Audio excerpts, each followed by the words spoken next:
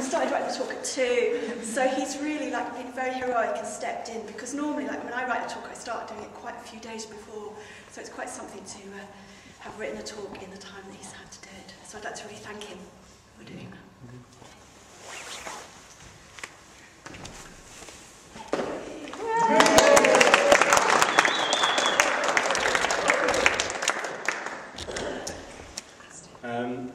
I didn't have the privilege of being at the first public ordination in Sheffield recently, but I'm very excited because I've just seen Kamala and Andy, so I just want to say welcome back, welcome to the order.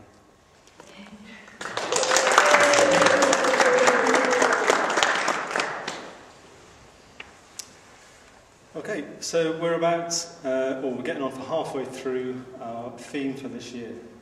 And the theme for this year's Sangha Night has been exploring the Dharma through myth, symbols and stories. So, intellectual understanding and clear thinking are absolutely vital in Buddhism. So the Buddha mainly used words and concepts to try to communicate his enlightenment experience. And he taught practices which help us to move closer to that experience. So it is really important for us to use our rational minds to try to understand his teachings and follow his teachings. And for many of us, Buddhism is very appealing because it is broadly in line with reason. We come across the Dharma and it all seems to make sense. I always remember my first week at the beginner's course feeling so relieved when Vajratara said, "You don't have to believe in God to be a Buddhist." Yeah!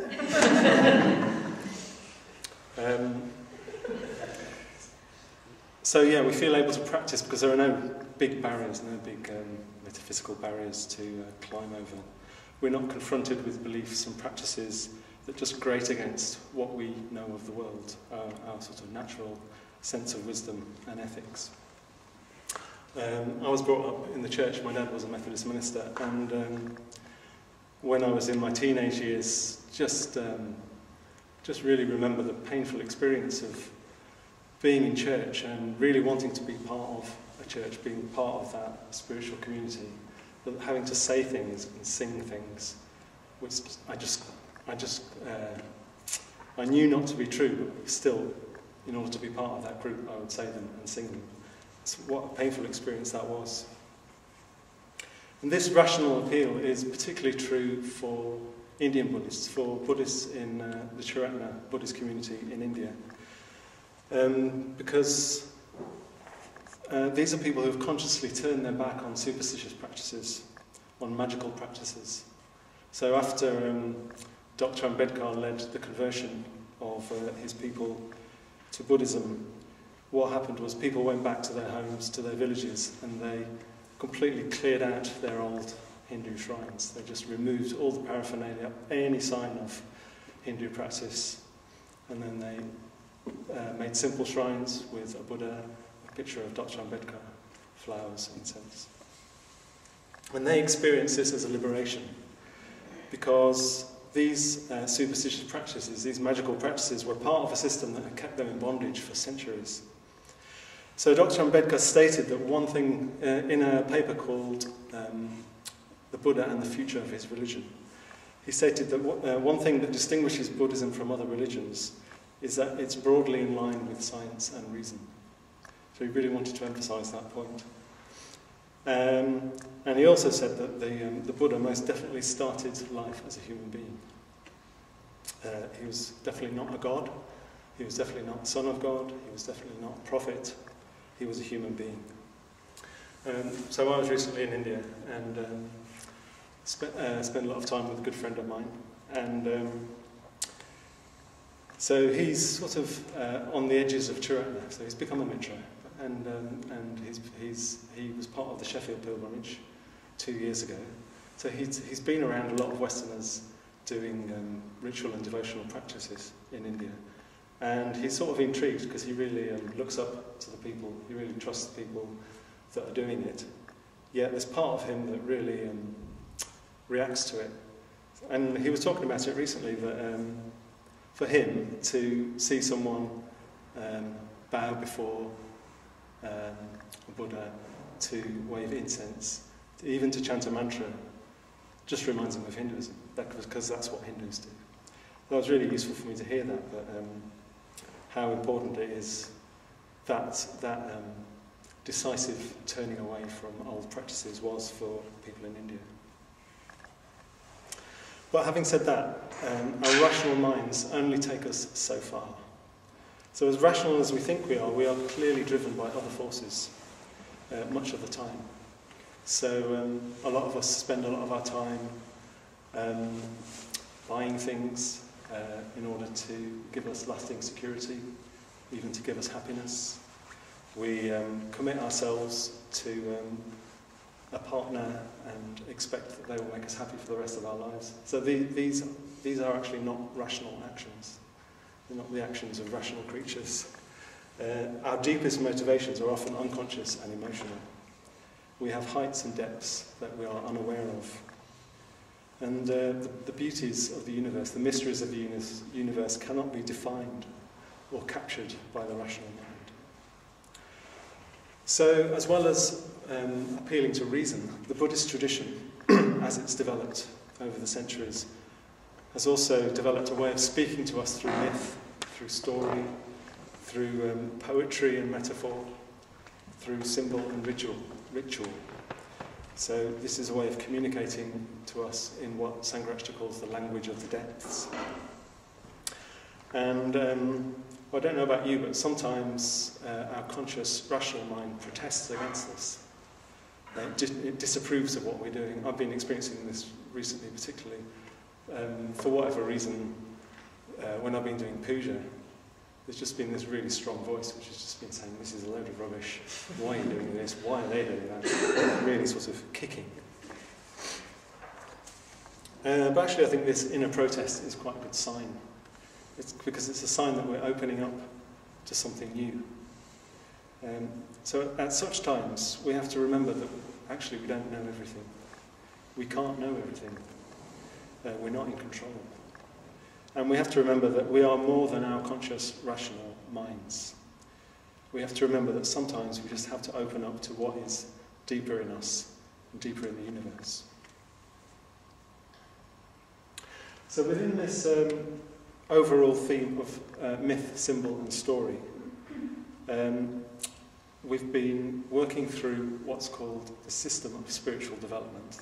So this was a system devised by Sangha, and it's based on what are called the 5 great stages of the path. So we've looked at the aspect of integration, so the gathering together of all the different aspects of ourselves. We've looked at positive emotion, ways of firing up our emotions, so that we're actually able to move in a positive direction. We've looked at spiritual death, so letting go of whatever is holding us back. And we've looked at spiritual rebirth, making space for something more in line with reality to emerge, becoming who we could become. So currently, we've just started looking at spiritual receptivity. So this is the aspect of spiritual receptivity, or no more effort, no more practice, which to me is often quite appealing.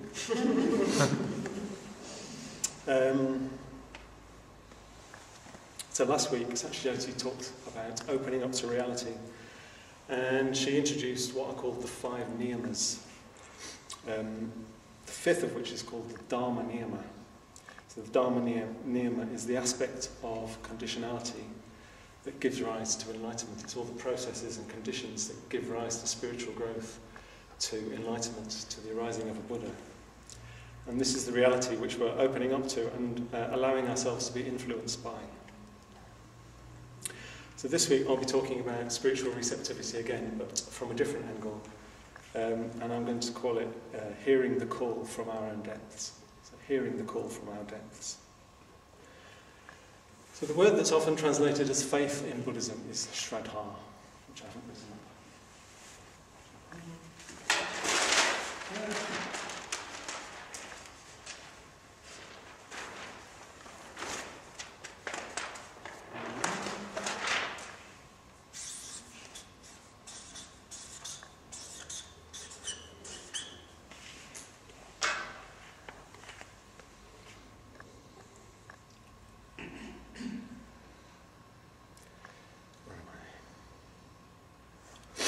Yeah, so Shraddha is our response.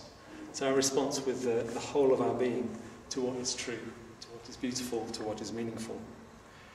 So we recognise clearly what is highest, what's of most value. So there's a clarity about Shraddha. And then we place our hearts on that. So there's an emotional response. And we commit ourselves to move closer to that ideal, to that reality with confidence. So there's a volitional aspect to Shraddha. Sangha has described Shraddha as what is highest in us, resonating with what is highest in the universe. And in the context of this talk, we could also say it's the response of our depths to deep truths. So there's a connection, a recognition between our deepest aspirations, our deepest longings, and the deepest truths of the universe. So, and if we're to act with the whole of ourselves, this involves listening to and connecting with the whole of ourselves, to our depths.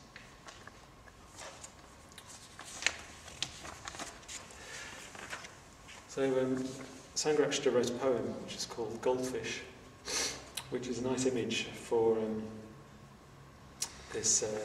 It's a nice image for our depths. So he writes, "In the dim green stillness of the pool, there is a redness as of gold, flashing among the dark brown weeds. Glimmer on glimmer, bright but cold, of the black-finned goldfish, beautiful, that breathe down there where the lotus breathes. Deep in the ocean of my soul flickers an anguish red as fire, twining among my oozy thoughts. Glimmer on glimmer of hot desire, leaping and sparkling beyond control, in the darkness there where the heart contours. Now through the dark brown weeds it plays, with a ruby redness, a faint fierce gleam, in the dark green depths of my inmost soul." And quite clearly in the poem, Sangha is talking about emotional depths, he's talking about longings, he's talking about desires.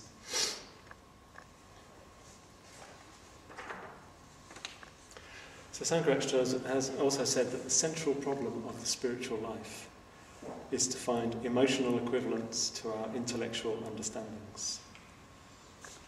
So we have to find ways to connect our emotional depths with our rational minds, ways of being and feeling that truly express intellectual truth. And if we can do this, we can act with the whole of ourselves. We can be wholehearted. So how to do this? Well, an essential faculty for connecting with our depths is receptivity. So this is the aspect that we're looking at. We need to be open to the Dharma Niyama. We need to be open to the conditions and processes at play that give rise to spiritual growth. When we're spiritually receptive, we respond to ethical behaviour. We respond to refined mental states. We respond to insights and experiences that come from beyond the usual self-centred perspective. When we encounter a person, or a symbol, or a teaching that exemplifies this, something in us resonates, as if our heart leaps. There's an answering call from our depths. And when we ourselves act skillfully, when we ourselves experience the positive fruits of meditation, when we ourselves experience going beyond self-centeredness, we recognise the value of that. We recognise the value of these experiences. We cherish them. We draw confidence from them. So we step out of the ordinary and we listen to the call from our own depths. And as if these depths are always there, tugging away at us. But it's only when we create the conditions and develop receptivity that we can actually discern that call. I'd like to say a little bit about the first time I went to India. So I was 20, and I was going through university at the time, and everything seemed quite mapped out. I was doing well at university. I knew I'd get a degree. I knew that would lead to a research post. There was quite a sort of comfortable conveyor belt opening up before me. But there was something in me that was dissatisfied with that, something in me that realised I actually couldn't make a conscious, wholehearted choice about what I wanted to do with my life unless I had more information, unless I saw something different, unless I experienced something different in myself. And quite impulsively, quite irrationally, bought a ticket to Calcutta and went to Calcutta. And the rest is history. But I think looking back, although I definitely would have resisted this language at the time, it was a calling. But not a calling from out there, it was definitely a calling from something deeper inside me which says, no, this isn't good enough. You need to see something different. You need to experience something different, and you need to find what you're about and what difference you can really make in the world. So that's all very well, but the problem is that much of the time we're so busily immersed in ordinary, everyday life, so driven around by our instincts, by our emotions, by our habits and our views, that we actually can't listen, we can't respond. We're not open and we're not receptive. But neither are we effectively active, because we're not in a position to make creative, conscious choices. In a lecture called The Taste of Freedom, Sangha Night talks about the plague of superficiality. So he says, superficiality is one of the curses of the modern age. We are neurotically busy without any real focus, any singleness of purpose. We don't truly, authentically do anything. We don't do anything with the whole force of our being. When we love, we don't really love. And when we hate, we don't really hate. We don't even really think. We half do all these things. And it's the same only too often when we take up the spiritual life and try to follow the Dharma. When we meditate, it's only with part of ourselves. When we communicate or when we work, again, it is only with part of ourselves. Consequently, we don't get very far. We don't really grow. We don't really develop. So, superficiality. Superficiality is really painful. The pain comes from the dissatisfaction, the protests of our inner depths, as if they're sort of down there kicking at what's going on at the surface. Really sort of having a tantrum. Because there's a part of us that is just not satisfied with superficiality. So the last 2 months I haven't been here, I've been in India, and most of what I was doing was leading pilgrimages. So I led 2 pilgrimages with a team of Indian Mitras. And you go around the Buddhist sites and they're places of real significance, places of real historical significance, places of real mythic significance. So there's potential to really connect with the 3 jewels. But I also found there's a real tendency towards superficiality on the Buddhist trail. Towards the end of the pilgrimage, I turned to Anupam, who was my friend who was leading, and I just said, I'm really fed up with Buddhism, you know. I'm really sick to the teeth of Buddhism. And I didn't mean, what I meant by that was just the trappings of Buddhism that I saw around me. So, examples of that. Well, I suppose it's going to sites and just being too dictated to by historical truth in a way. So this pile of bricks here is where the Buddha said this pile of bricks here is where the Buddha did that. So that's one form of superficiality. It's trying to get a group of people in the right mood to visit a place of real significance, and then trying to dissuade them from buying shawls and Buddha chic from the roadside. It's seeing monks from various traditions vying with each other to chant the Tiratnavandan the loudest, which basically involves having the biggest megaphone and the biggest speakers possible, which, when you are consciously deciding that you're not going to do that, makes practice very difficult. What else it involves? So one place we went to the place where Sangha Night first got ordained, his first novice ordination, and we wanted to go into the building where that happened. So the building was locked, so one of us went around the back of the building to see if we could find the head monk. It was one of the Indian members of the group, and so he was searching for the head monk to get permission to go inside the building. He managed to find his way into the dining room, where he found the monks dining on mutton. And they were so furious with him that they'd been caught out, they just sent him packing. So those are the sorts of things that made me sick, really. Going to the place where the Buddha attains parinirvana, and there's this wonderful sandstone statue of the Buddha lying down, which is about 1,600 years old. Seeing pilgrims offering money at the feet of the Buddha, and then seeing this monk sitting at the foot of the Buddha with a great wad of 500 rupee notes just counting them. So,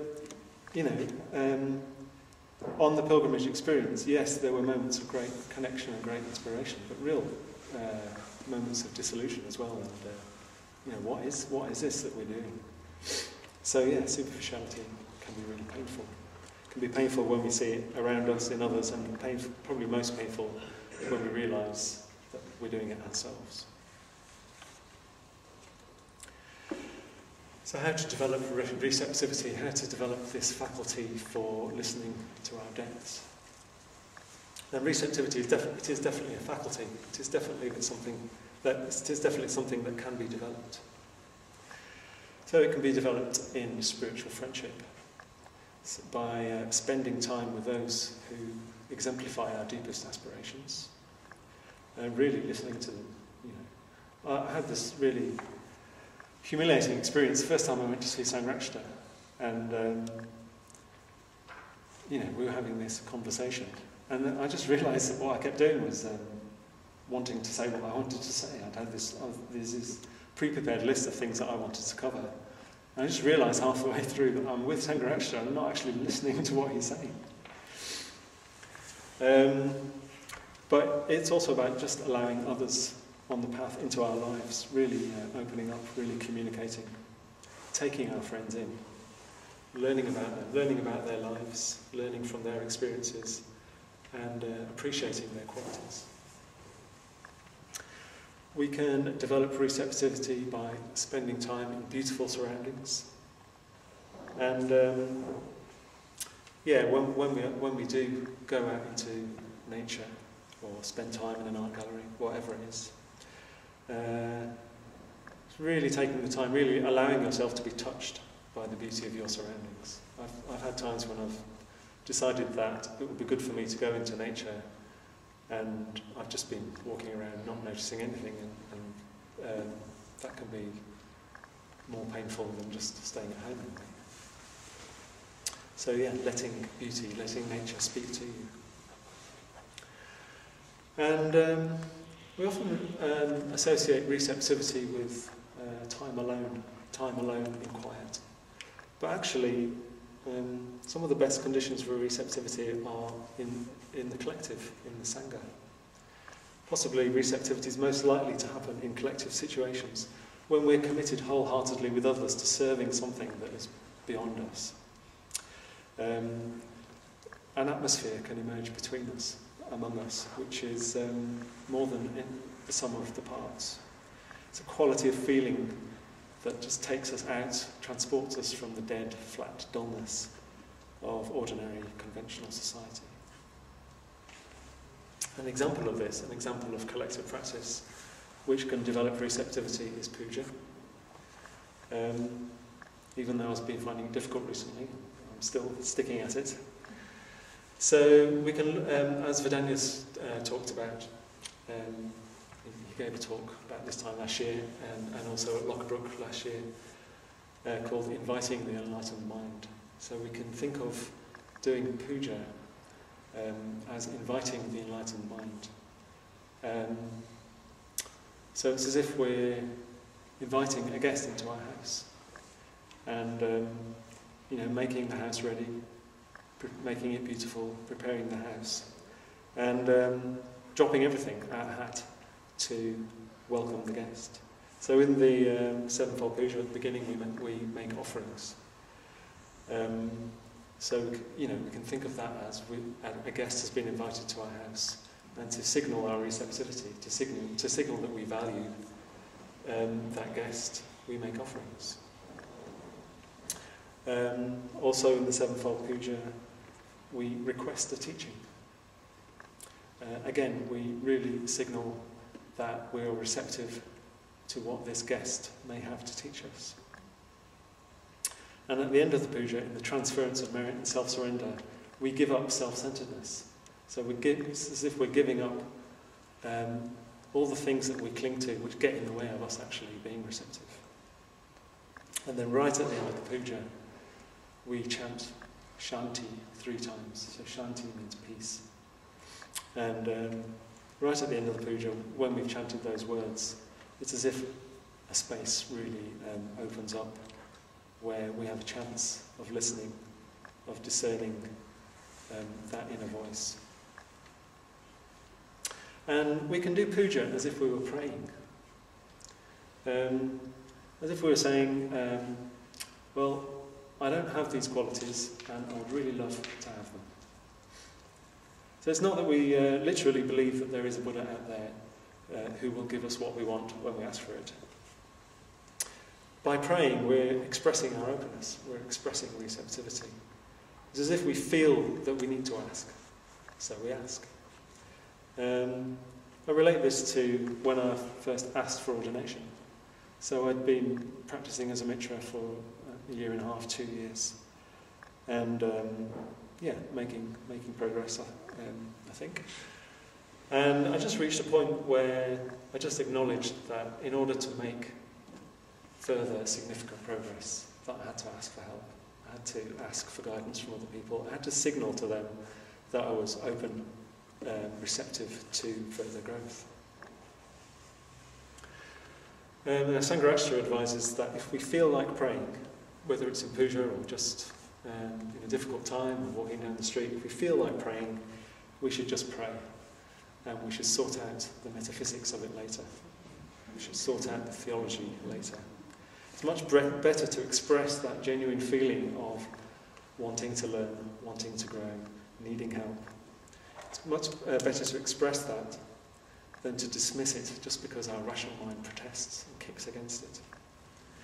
And there's limitations of language here, because actually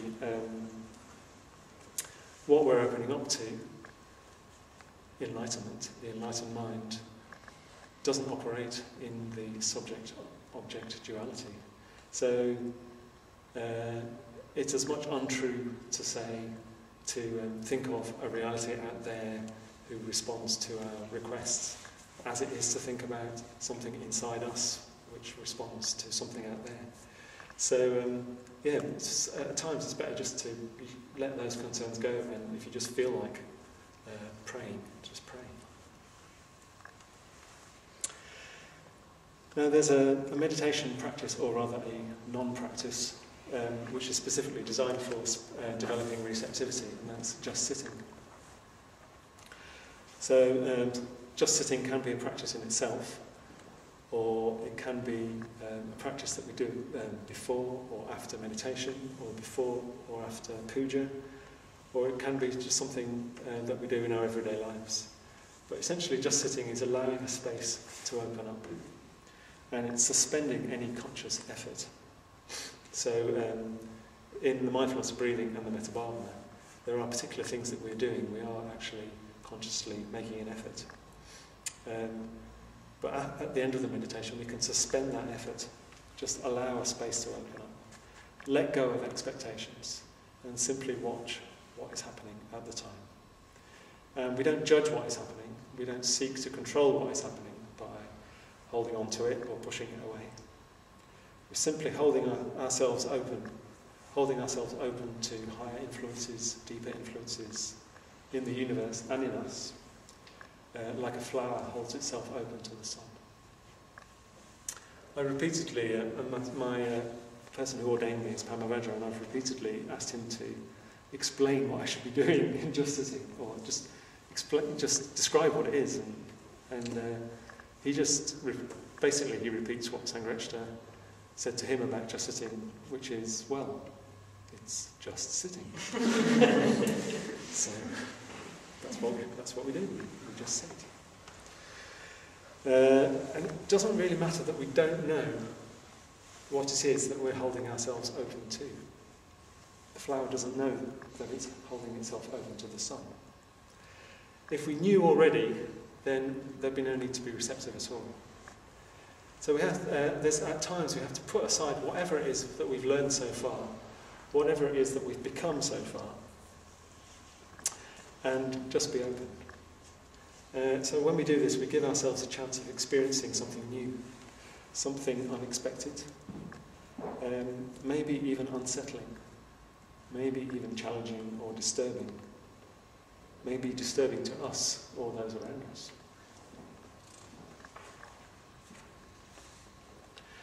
So if the remainder of this talk is all thanks and credit go to Maitridasa. It's based on a talk he gave at a retreat I was on 2 years ago. And it's basically his commentary on a poem that Sangha Night wrote called Advent. So I'm going to start by reading that poem twice, in the interests of receptivity. And just to tell you that I've got some copies of the poem if people want to take it later, if you like it.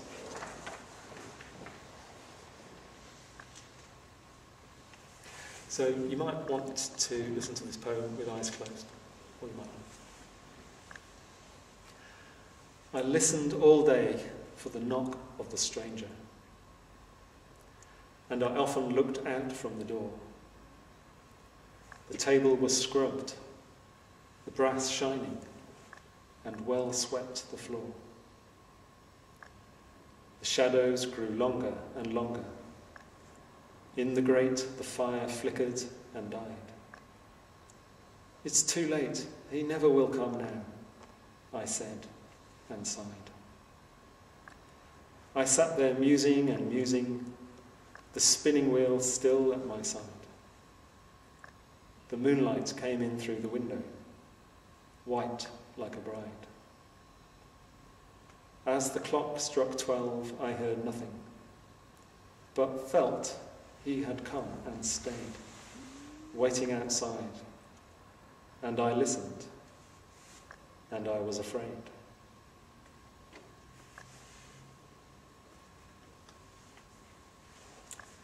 Advent. I listened all day for the knock of the stranger, and I often looked out from the door. The table was scrubbed, the brass shining, and well swept the floor. The shadows grew longer and longer. In the grate, the fire flickered and died. It's too late. He never will come now, I said and sighed. I sat there musing and musing, the spinning wheel still at my side. The moonlight came in through the window, white like a bride. As the clock struck 12, I heard nothing, but felt he had come and stayed, waiting outside. And I listened, and I was afraid.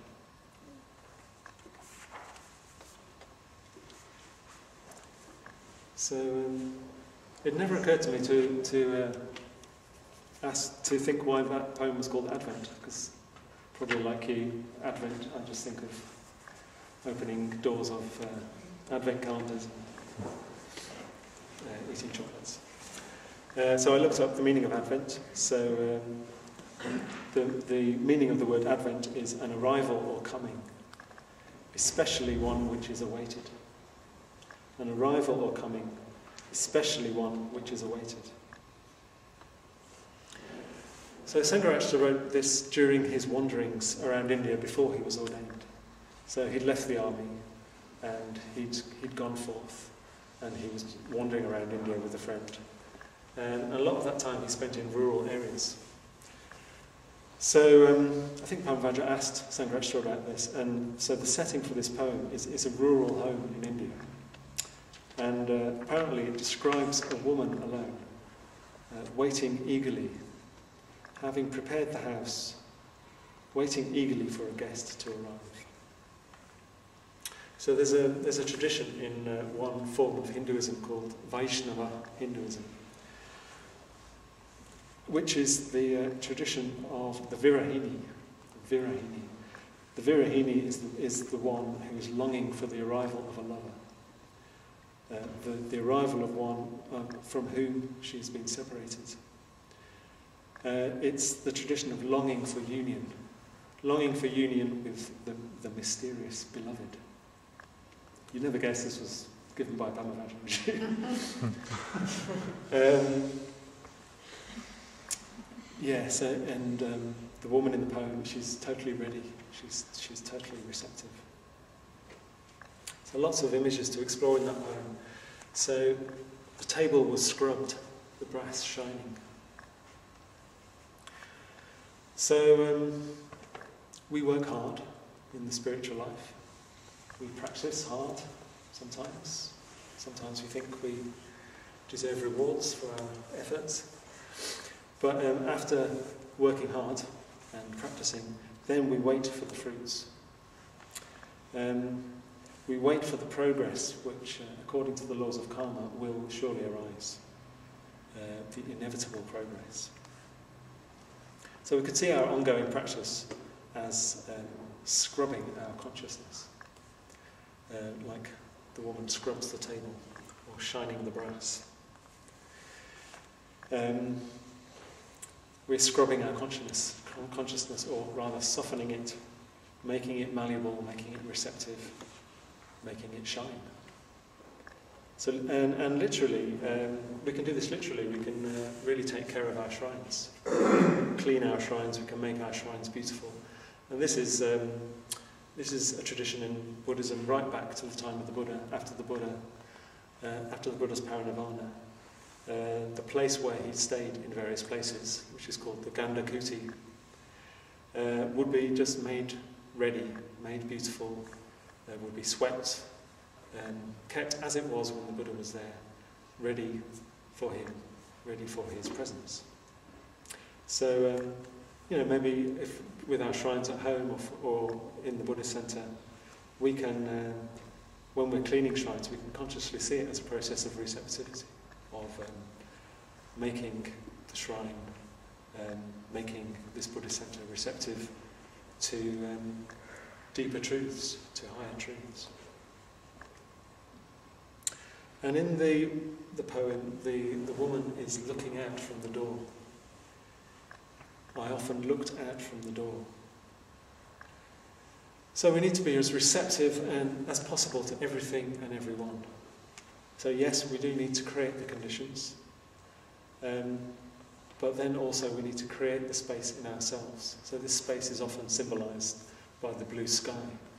So when we do visualisation practices like recollecting the Buddha, we start with a blue sky, a blue sky with no dimensions, a blue sky with no clutter, no stuff. It's just completely open, completely receptive.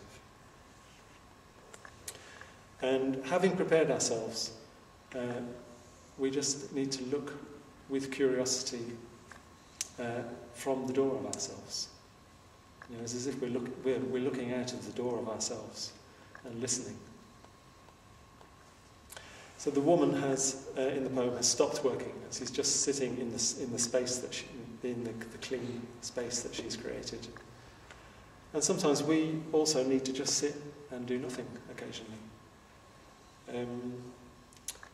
Whether it's on the cushion, or whether it's at home in our sofa, or whether it's out in nature. But just sit and do nothing. And really resist filling up our consciousness with stuff. That can be quite difficult to do at home because there's a lot of stuff. So doing nothing is a good thing to do on retreat where there's less stuff. But yeah, really resist filling up your mind with stuff. And just let your consciousness relax and expand into that space that you've made ready. And then in the poem, the woman says, "It's too late. He never will come now. I sat there musing and musing, the spinning wheel still at my side." So when we're sitting and waiting and doing nothing, things can get uncomfortable. We're uncertain. We get restless. Nothing turns up. And in that space of discomfort, we can feel, we can question. We can start to question, well, what am I sitting here for? There's nothing coming. He never will come now. We doubt. We feel inadequate. I'm not up to this. Or I must be doing something wrong. Or, for an easy, ordinary life, I've had enough of this. Let's make a cup of tea. And the spinning wheel. So the spinning wheel is still. So the spinning wheel could represent the way that we usually exist. The spinning wheel mind. So we have to drop the usual ways of operating.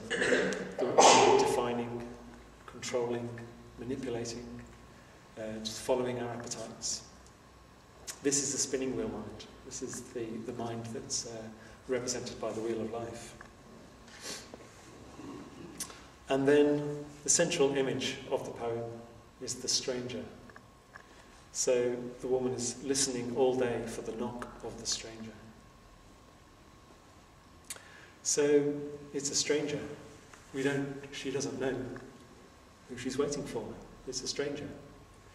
And in a sense, when we're sitting doing nothing, when we're just sitting, we don't know what we're waiting for. It's unknown, it's outside the ordinary, because it's coming from our depths. It may appear to us as completely other. So it's as if we're longing for something, we're longing for union with the truth. But we don't know what it is. It's something that part of us has clearly sensed, or we wouldn't be longing for it at all. But we don't know what it is. In the poem, moonlight comes in through the window. Pamavajra suggests that this moonlight just promises the union. It's the light of transcendental wisdom. But yeah, we don't know who or what it is we're uniting with. There is no map or sat-nav that can guide us from that point. It's unknown territory. And what we don't know is often frightening. It's often unnerving. So real change, real spiritual growth will always be tinged with some fear. The Buddha experienced this before Prince Siddhartha, before he was enlightened. He spent a lot of time on his own in the jungle, and he talks about experiencing fear. Sangharakshita experienced this. Sangharakshita talks about having experienced a nameless fear. A nameless fear. So in that situation where we're opening up to something completely unknown, then surely the strength of our commitment will be challenged. So when we feel our commitment wavering, in a way that's to be expected. In a way that's, as I said before, that's a sign that something new, something other, may be close at hand. So just to finish with, just to conclude, the spiritual life is a balance. Maybe balance is the wrong word, maybe better to say a dance. Spiritual life is a dance between the active and the receptive. It's a dance between the known and the unknown, between the rational mind and the emotional unconscious, between surfaces and depths. Well, the good news is there's always plenty for us to be getting on with. There's the 5 precepts, there's mindfulness breathing, there's metta bhavana, there's spiritual friendship, there's coming to Sangha Night, all these things to be getting on with, and many more. But there will be points where we need to put all of that aside. If we really want to step out of the ordinary, we have to create the space so that we can hear the call from the depths. Our depths that recognise the deep, progressive truths of the universe. And if we're truly ready to hear that call, we have to be prepared for something unexpected, something utterly new, something other, maybe something thrilling, something that may rock our foundations, but also something that may liberate us from our current limited way of being. The knock of the stranger. So I'll just finish by reading Bante's poem one more time. Advent. I listened all day for the knock of the stranger, and I often looked out from the door. The table was scrubbed, the brass shining, and well swept the floor. The shadows grew longer and longer. In the grate, the fire flickered and died. It's too late. He never will come now, I said, and sighed. I sat there musing and musing, the spinning wheel still at my side. The moonlight came in through the window, white like a bride. As the clock struck 12, I heard nothing, but felt he had come and stayed waiting outside. And I listened, and I was afraid. Thank you.